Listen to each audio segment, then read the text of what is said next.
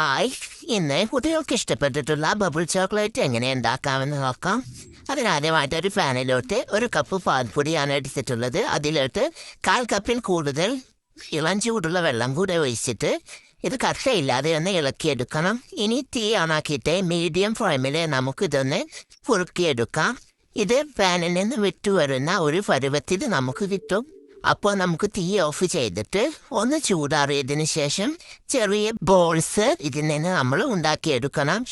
ഇങ്ങനെ ഇപ്പോൾ എല്ലാ ബോൾസും ഞാനിവിടെ തയ്യാറാക്കി എടുത്തിട്ടുണ്ട്.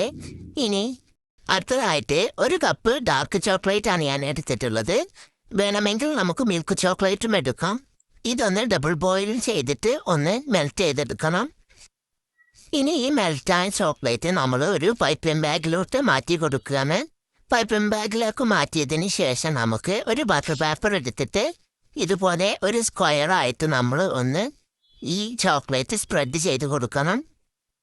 അതിൻ്റെ മേലെ നമ്മൾ നേരത്തെ മിൽക്ക് പൗഡർ വെച്ച് തയ്യാറാക്കിയ ഓരോ ബോൾസും സെറ്റ് ചെയ്ത് വെക്കണം. ഇങ്ങനെ സ്ക്വയർ ഷേപ്പിലാണ് ഞാനിവിടെ ബബിൾ ചോക്ലേറ്റ് ഉണ്ടാക്കുന്നത്.